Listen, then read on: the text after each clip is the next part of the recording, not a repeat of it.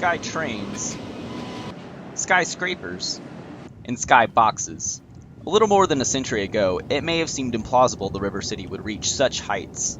But every high point comes from a low, and if you look closely, you'll find nestled amongst the hustle and the bustle structures that stood witness to a city that rose from acres of ashes.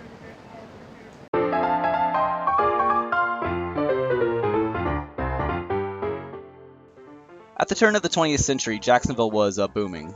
At 30,000 strong, it was the largest city in the state and a popular tourist destination. The city's chief export and natural resource was its surrounding lush pine woodlands. The St. Johns River offered a cheap and efficient way to ship the lumber. It makes perfect sense that Jacksonville grew as a place that was built on wood. Dr. Alan Bliss teaches history at the University of North Florida. According to him, wood, the resource that caused Jacksonville to grow so strong, also spelled its downfall. But timber came to Jacksonville from all over northeast Florida and southeast Georgia. So it set the stage for rapid growth and easily achieved growth with limited construction technology and the skills for wood frame construction pretty easily available.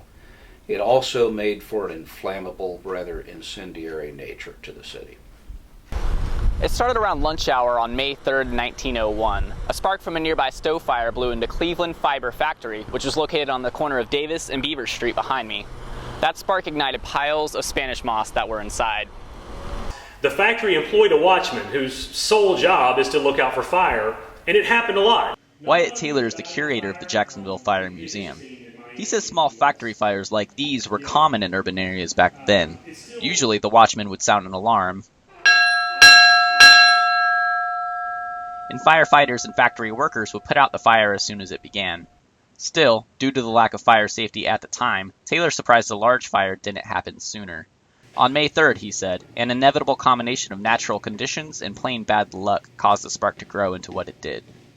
So the watchman this particular day decides to go to lunch a little early before his replacement shows up because it's so calm. He figures if anything happens, they'll be able to put it out, no problem. Well, the wind picks up out of the west suddenly 20, 25 miles an hour, which is obviously a pretty stiff wind. And so just a few sparks that could have been handled very easily now become a very dangerous fire. A very dangerous fire. With their technology of horse-drawn fire engine, firefighters simply couldn't keep up with the blaze, which grew to about 2 miles in width and moved from block to block at about 8 miles per hour, the speed of a brisk walk. 8 hours later, the fire was eventually quelled when it reached Hogan's Creek and St. Johns River. 10,000 people, 1/3 of the city's population, lost their home or business. Nearly 150 city blocks lay in smoldering shambles. Miraculously, only 7 people died.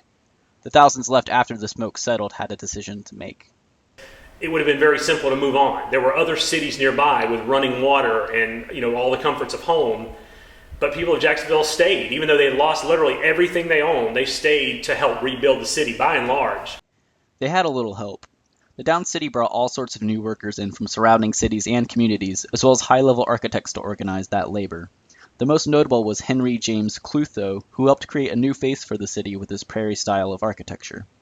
And they didn't waste any time getting back to work.